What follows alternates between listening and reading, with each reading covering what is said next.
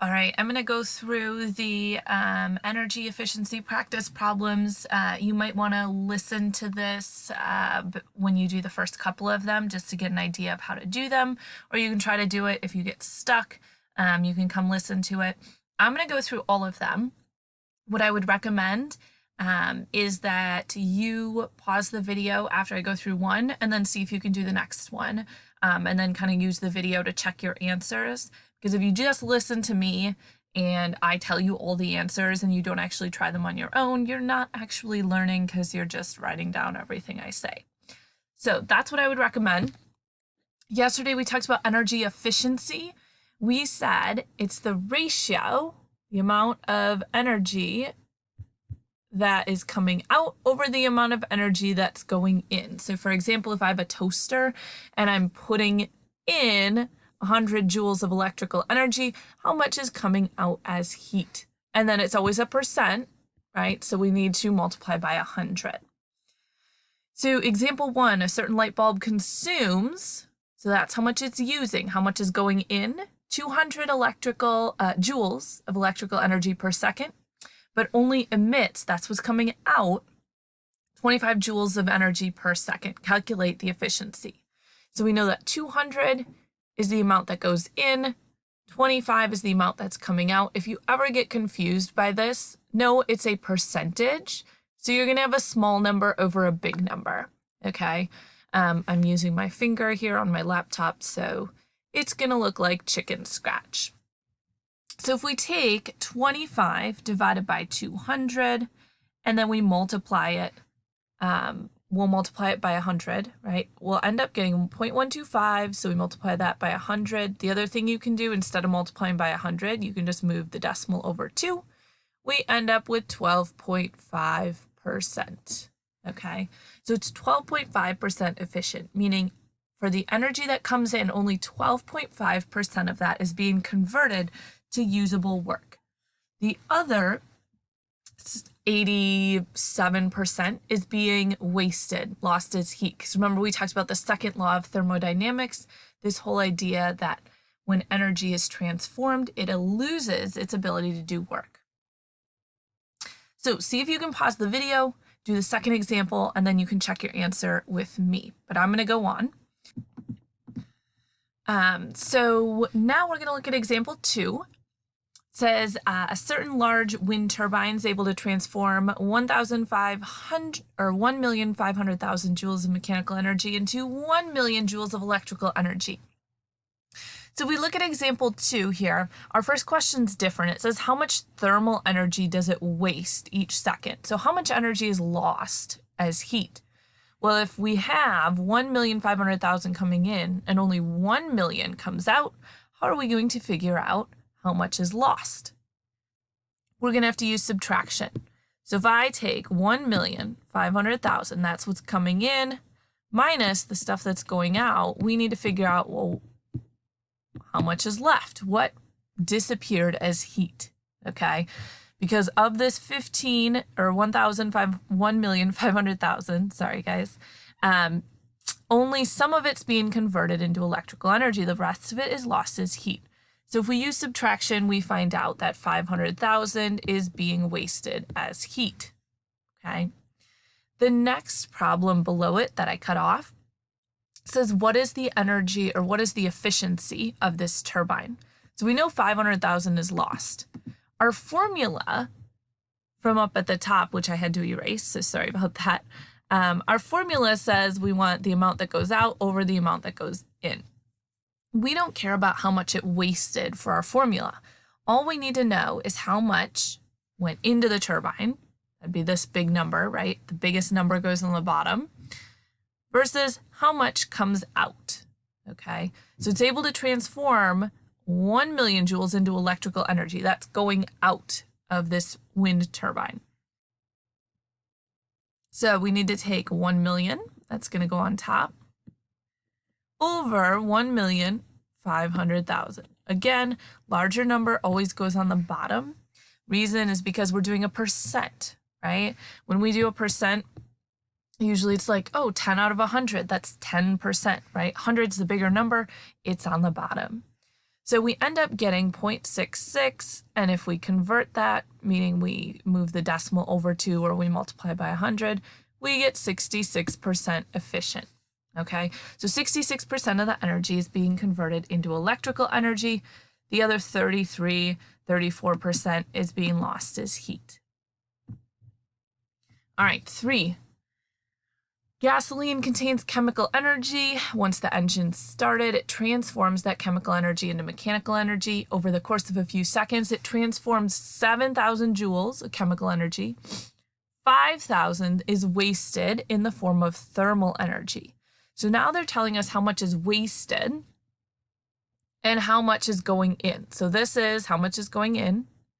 This is our waste. Remember, our waste is not part of our formula. We need how much is going in and how much is going out. So how much energy does it transform into useful mechanical energy during these few seconds? Well, we know 7,000 goes in. That's the most that goes in. Some of it's lost as waste. That's 5,000. So how much has to be converted to usable work? We just have to take 7,000 minus 5,000.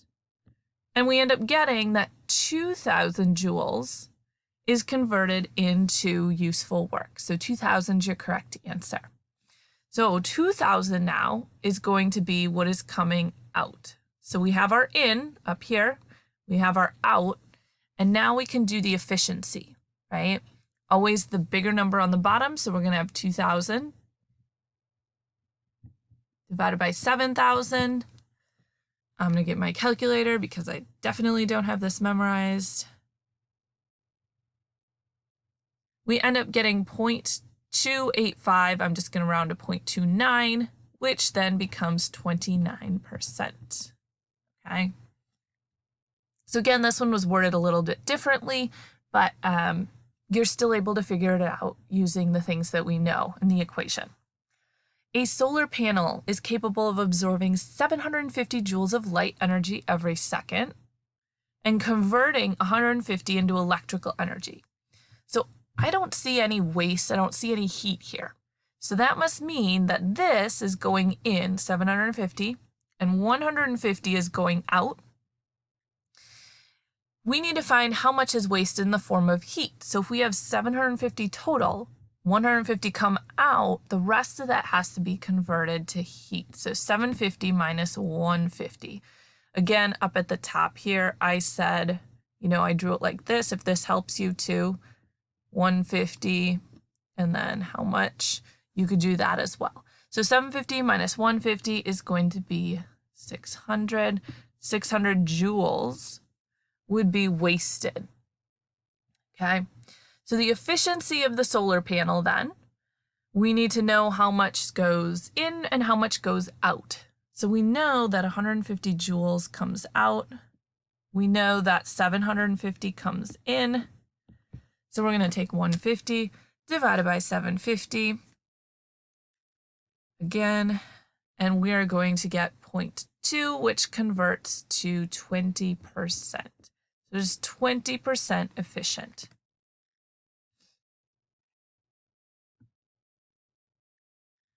All right, certain fan is capable of using 4,800 joules of electrical energy each minute. Okay, so it's using this much, so that's probably what's going in. It converts it into 4,000 joules of kinetic energy, that's moving energy, so that's what's coming out. What is the efficiency? Well, we know how to calculate this. It's however much goes out divided by however much went in. Okay, the in number is the bigger number. We're going to get 4,000 divided by 4,800. I'm going to go ahead and do that on my calculator. And we end up getting 0.83, which converts to 83%. Number 6, you've seen this one a couple times. I think I put it on your semester exam, but it was multiple choice. If an incandescent light bulb, that's a regular light bulb, like one of the old-fashioned ones that looks like this, like my terrible light bulb drawing, used for lighting, has an efficiency rating of 5%. Then for every joule of electrical energy used by the bulb, how much light is produced? So our electrical energy right? It's going to be producing light. It's also going to be producing heat, which we don't want. It says it's only 5%. So for all the electrical energy coming in, only 5% is going to be converted to light, okay?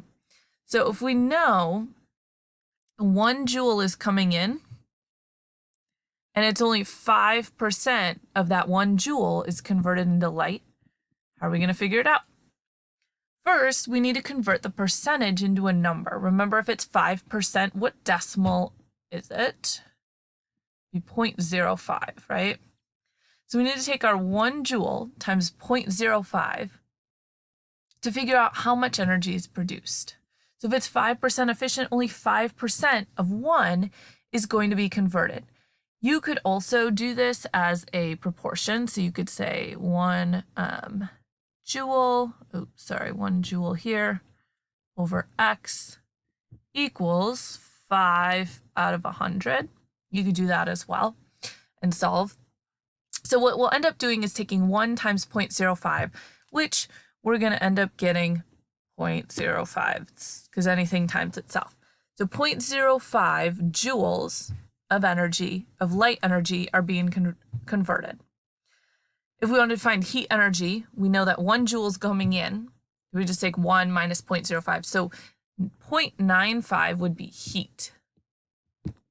So this is our light, and then that's our heat.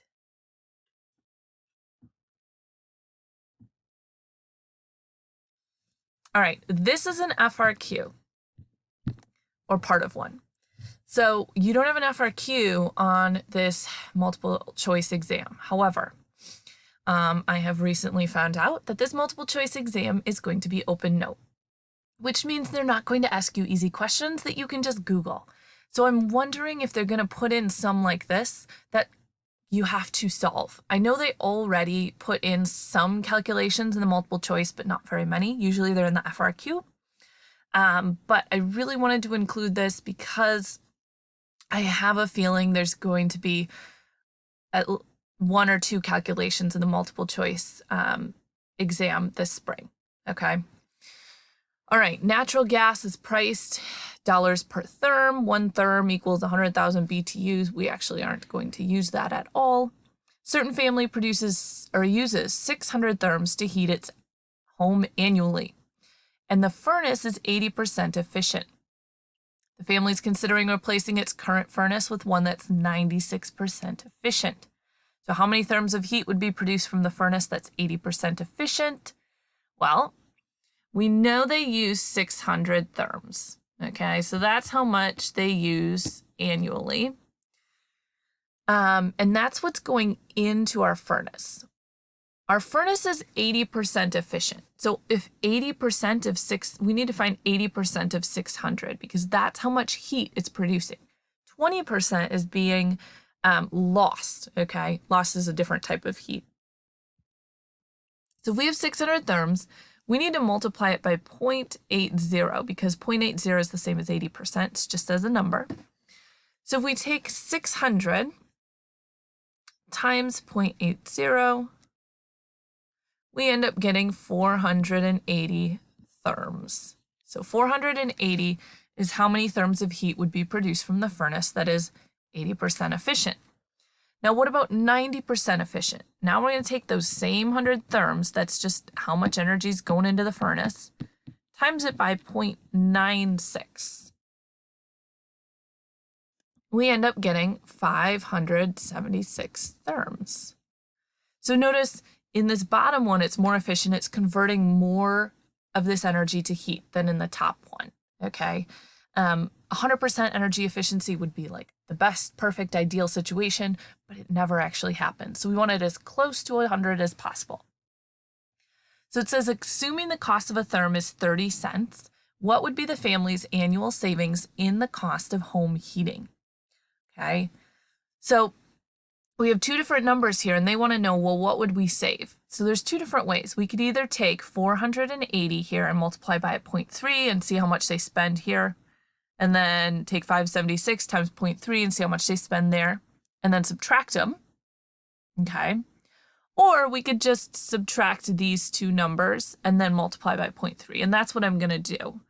So I'm going to take 576 minus 480. So these are our therms. So we're going to figure out what's the difference in the number of therms.